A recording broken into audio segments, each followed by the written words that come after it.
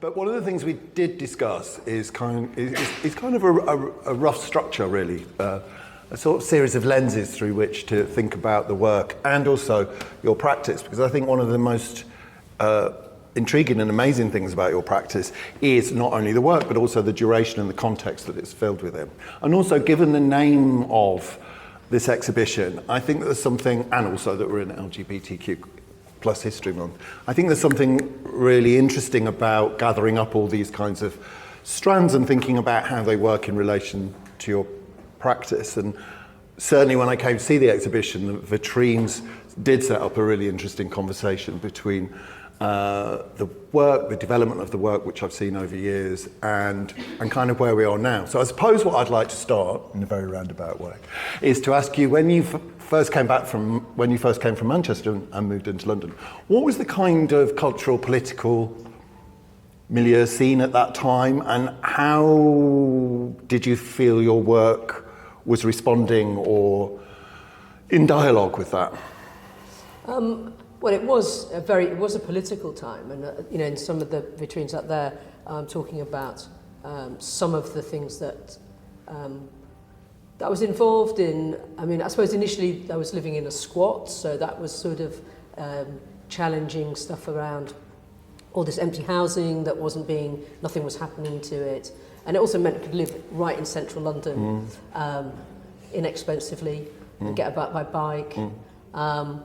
But yes, starting from Winchester, things like Rock Against Racism and a kind of awareness, which is, as a young person who was here the other day said, oh, that's just like how it is now. So it's like, yes, it felt also more relevant to kind of go back and remember that.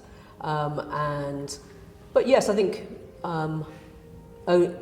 coming out around that time, and sort of nervously looking for sort of lesbian bars and venues, and it was exciting, and it was sort of there was a sort of art scene as well that was sort of connected to it, and women's shows going on. It was definitely energetic, and kind of good clubs and. And how did you? How did it bring on any kind of level of change in the work? I think these kind of new contexts and experiences. And I'd gone to Winchester, which was a kind of very kind of solid painting school, with I guess Gillian Ayres as head of painting, but a lot of staff who were had been influenced by work really from like the 50s and the 60s. So I sort of had already decided, I suppose, that the abstraction worked for me, and that whilst I felt drawing was very important, and that I'd sort of done from sort of pre-foundation, which was in Middlesbrough.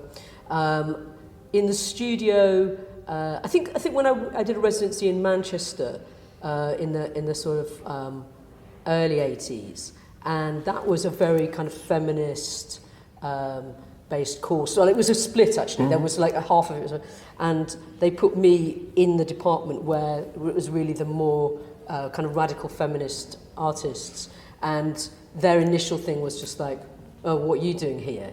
Right. Abstract painting. Yeah, so it was sort of like, how are we going to work this?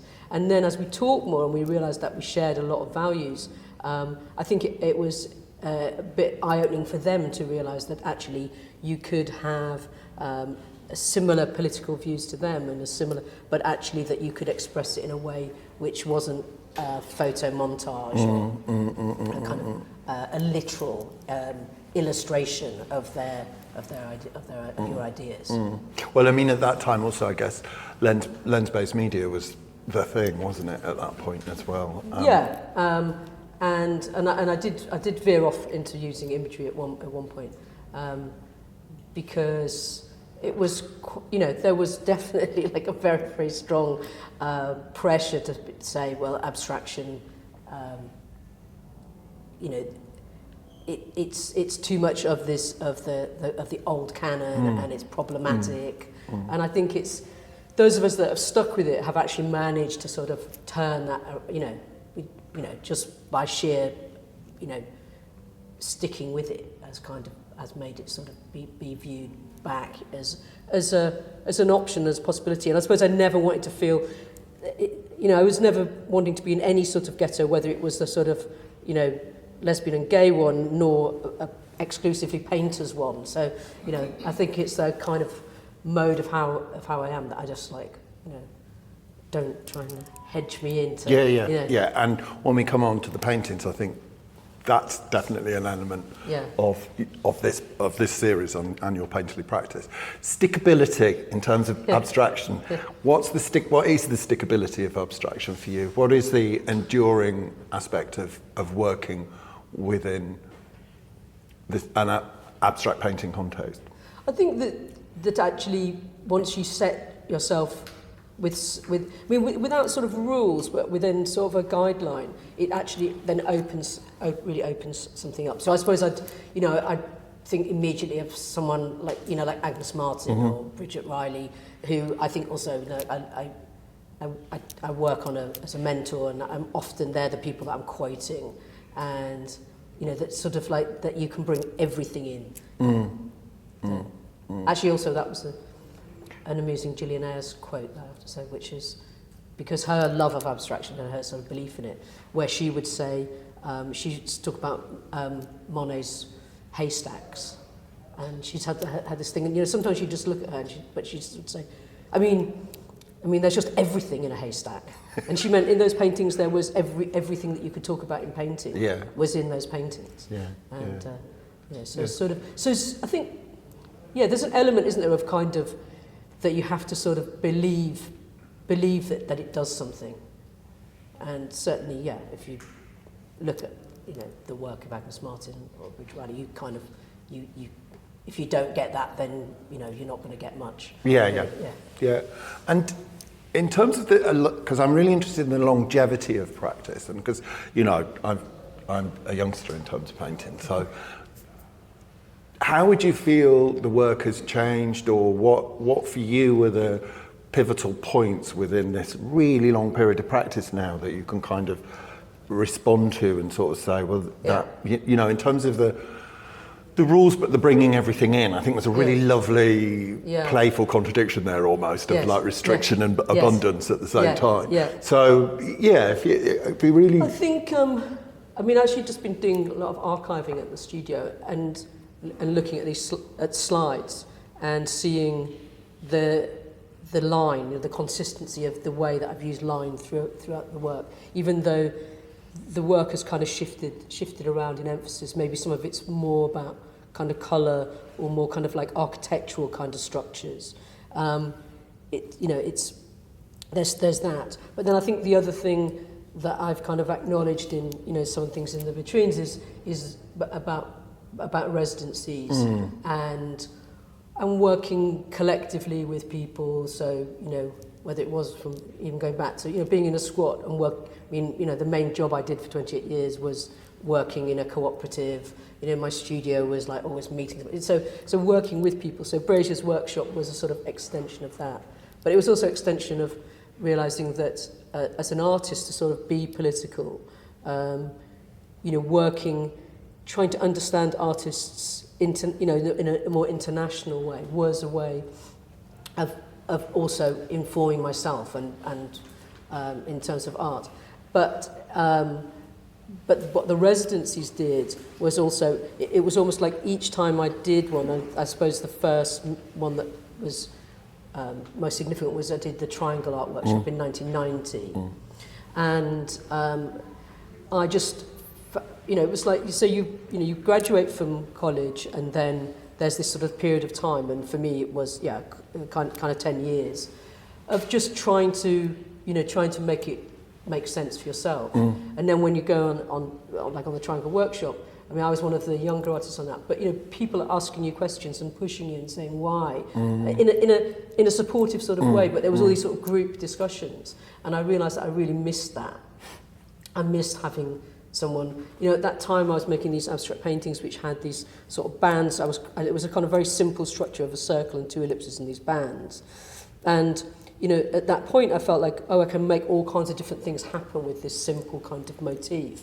And then, so it's like, why is everyone saying to me, that you're just bringing the edge of the canvas in? And it was this formal thing that I didn't really realise that, that actually if I took those away, it was suddenly like, ooh, I've got to kind of really figure this painting out, and it was all these sort of ellipses and stuff. So from doing that workshop and then to starting the Braziers workshop in '95, which again was just this opportunity to kind of just bounce stuff off lots of other people. So I realised that whilst what I really love about the studio is it's solitary.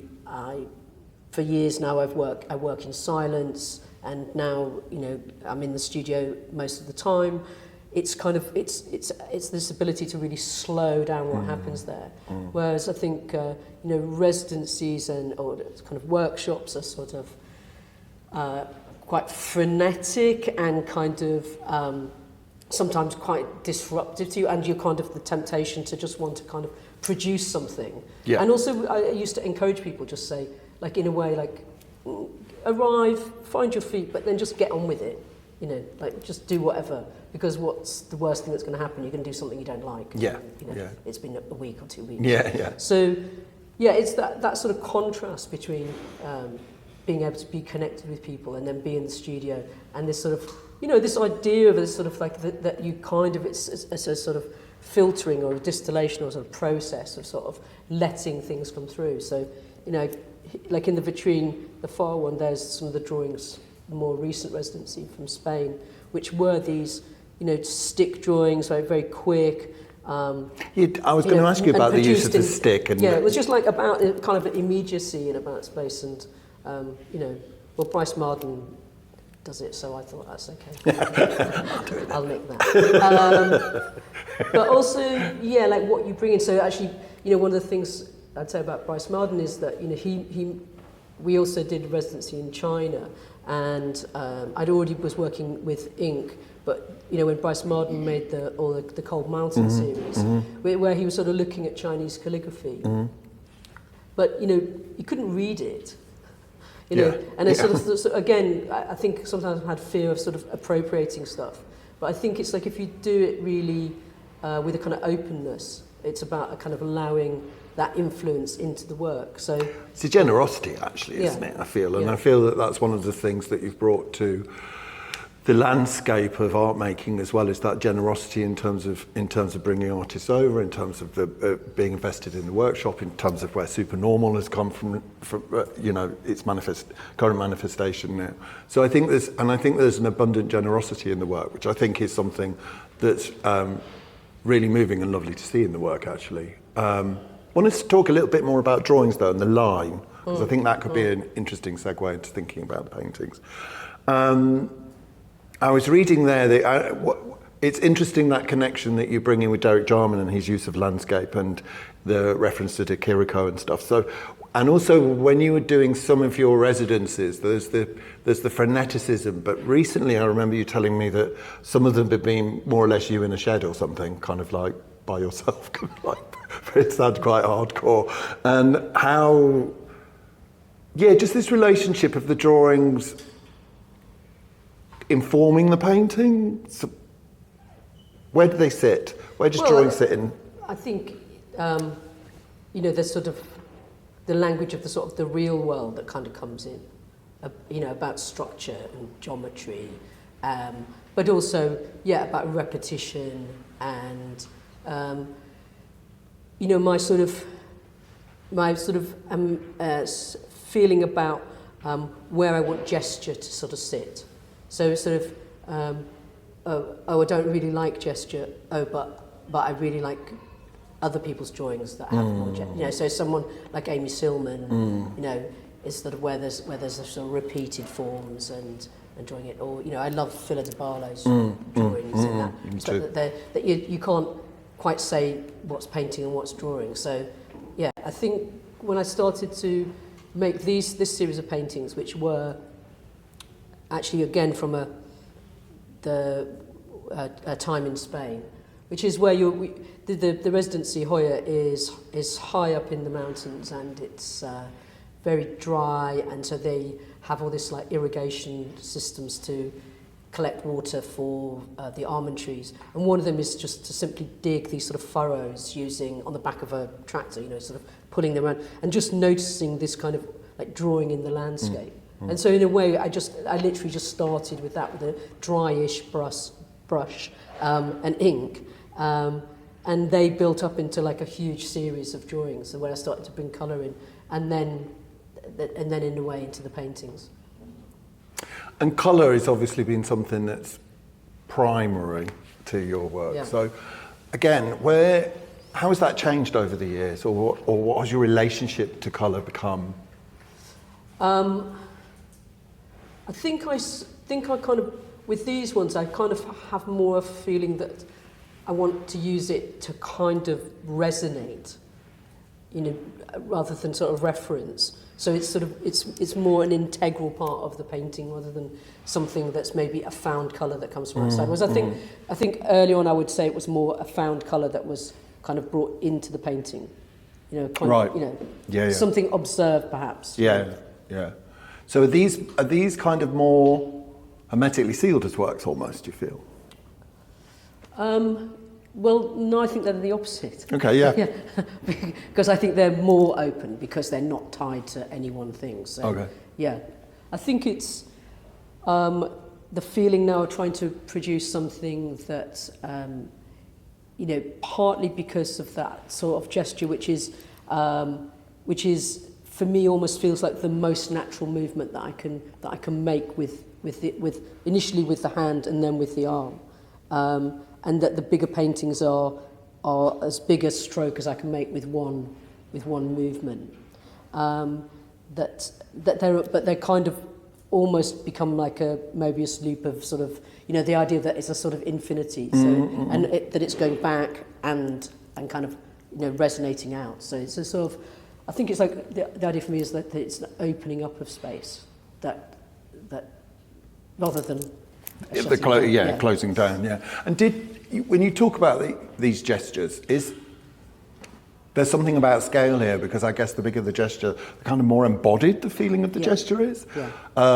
So I was wondering if you could talk about that kind of, because the scale is super important here in terms of, I guess, how you approach the painting. Yeah, and the most exciting thing, or one of the most exciting things about doing this show was to have it in a public space, but also to show large paintings. And many people have been really surprised because they've generally seen, works on paper or, a painting that's this big, where these have been going on. And these have been going on, I guess for the last 4 or 5 years, but kind of slowly.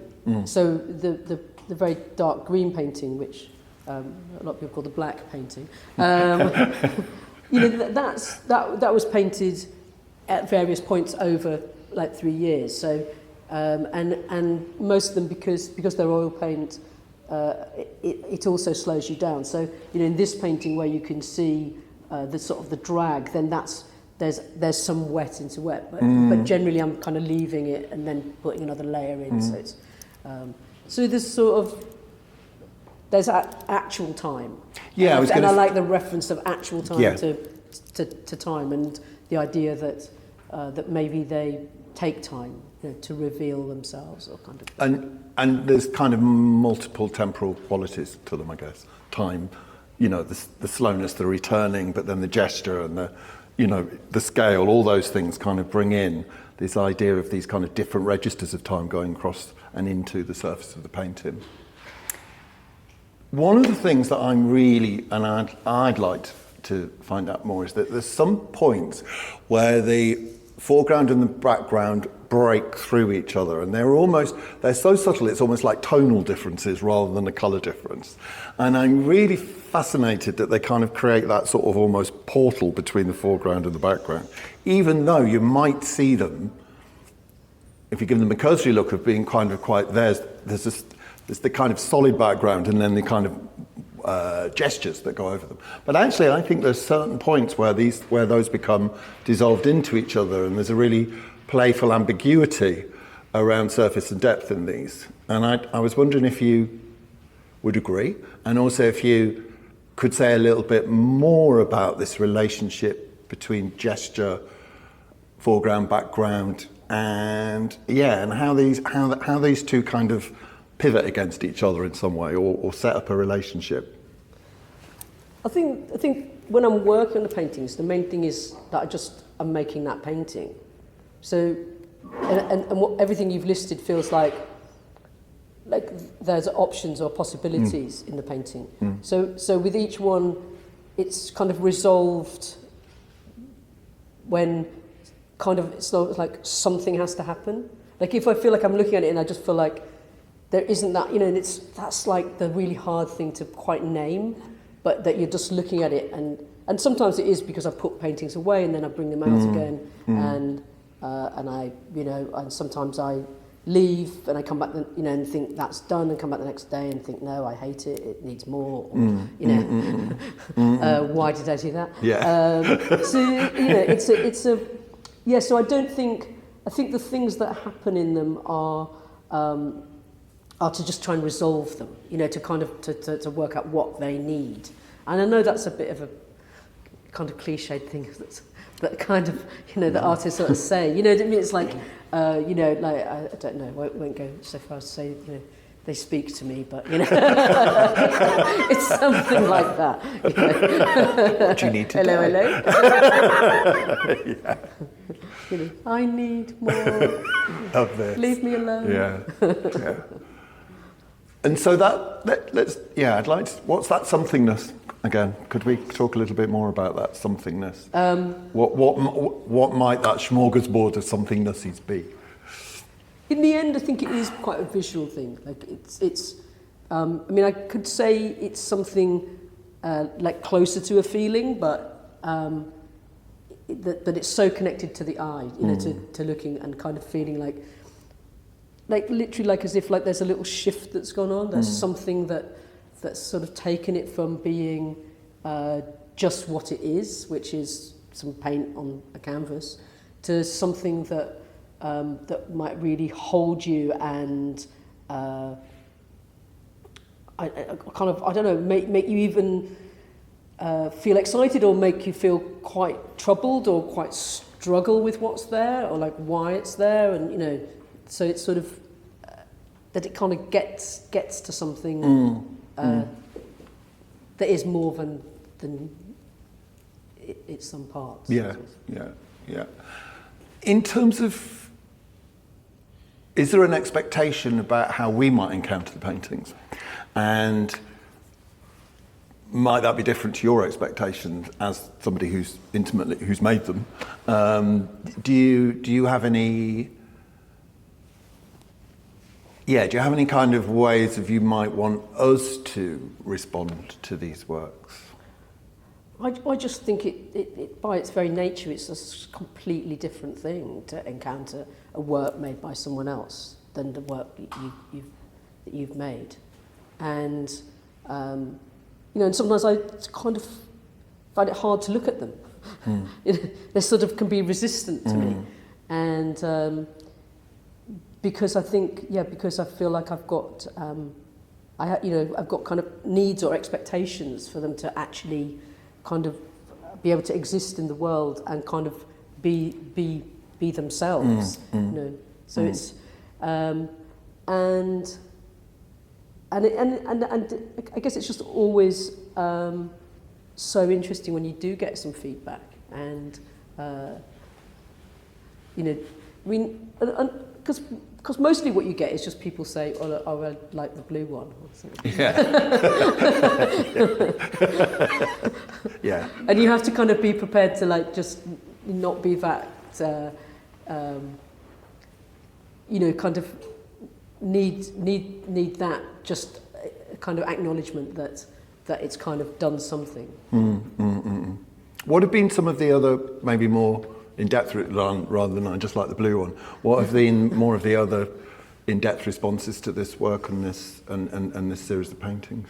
Well, actually, I was Vanessa's not here, but I was talking to her yesterday, and she was saying that she thought she said something to me in a text a week ago about resistance, and I sort of, but she hadn't elaborated, and so I talked a bit yesterday. But actually, when she said it, I was thinking, gosh, yes, I guess the kind of to keep going into the studio and to keep making the work without any guarantee, that it is going to even be shown or create a response. That's a sort of, it's a kind of resisting, the often quite big temptation to just go, what is the point? And a resistance to thinking, what is the point in the current world, which is, is so challenging in such a depressing kind of way, or that you still go on a march in support of Palestine. The resistance to just think, well, what is the point of that? But actually, by being with people, that kind of supports you, and I suppose that it feels like. But actually, I think. She was actually meaning it in a different way. So it's like, but I think it was a kind of that it kind of is also she was connecting it more actually to a sort of the work in the vitrines and kind of the way that kind of other ideas can come through, a kind of maybe a resistance to having to explain everything. I mean, we're here talking about it, but the kind of that actually that you can you want to give people ways into seeing the work, maybe in a way that is genuine, is authentic and genuine, kind of, and really what it's about. Yeah, and I think that you talk about resistance, but there's also there's a level of setting up communities. Being in communities. But also, again, I think there's something really interesting about returning to a place with a level of hope and optimism. Because as you quite rightly say, it's just, in one level, it's kind of what's going on at the moment, what a ridiculous thing to be doing. It's just like to the point of absurdity. Yes. But on another level, it's kind of the most poignant and meaningful thing to be doing, maybe because we're living in these kinds of such turbulent times. And also what I like is the generosity of the openness of the paintings, because I can see these as networks, I can see these as connectivity, but also separation, entanglement, rhizomes. There's many different ways of seeing these, and I think that that's one of the things that opens up this multiplicity of meaning. And I think that's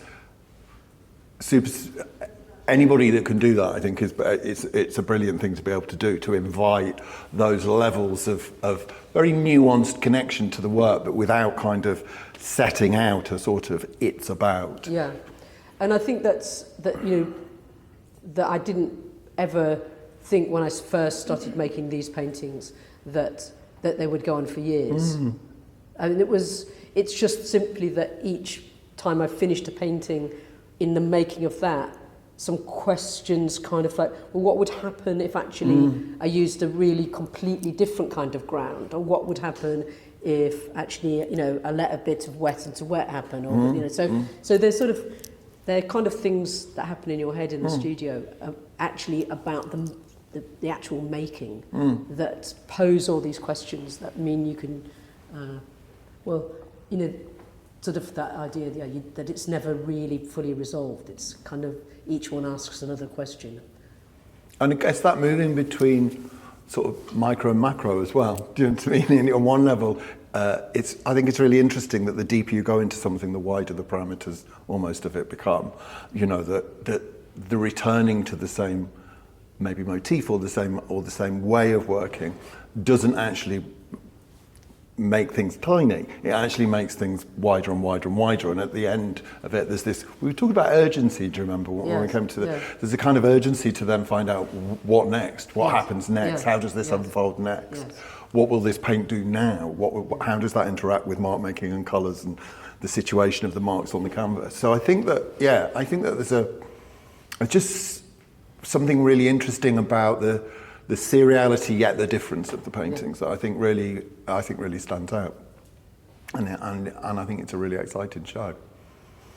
And I think, you know, for me, making the bigger paintings is it is a physically very different experience. You know, from the ink on paper, which are kind of this sort of movement, and so actually I feel very physically in the paintings because it's literally a body gesture. Yeah. And if I exhale when I'm making the mark, you'll see a judder. Yeah. You know, so it's kind of like it is that's maybe a bit literal, but it is. You know, the breath is sort of in the work.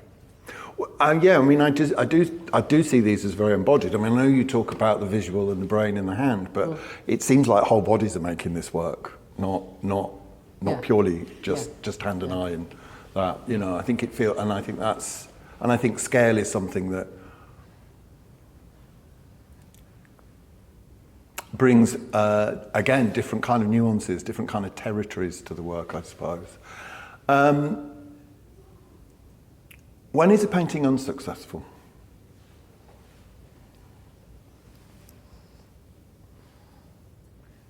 I mean, you know, there are some that hang around quite a long time, and there are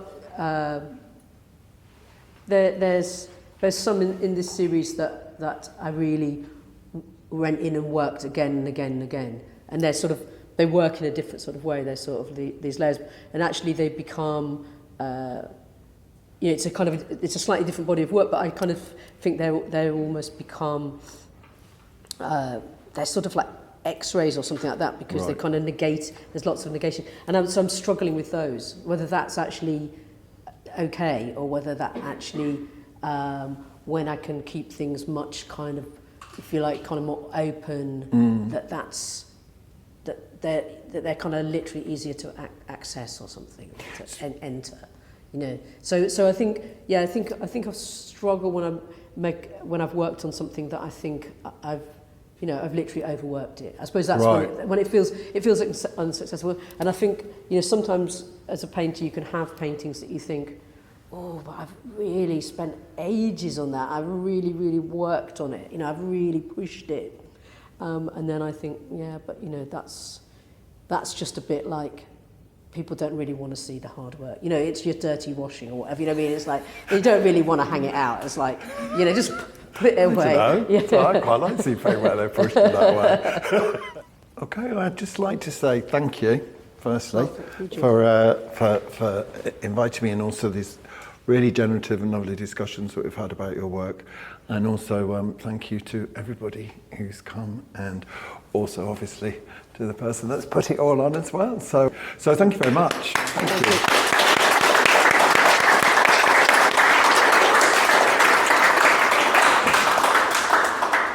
I think that went rather well.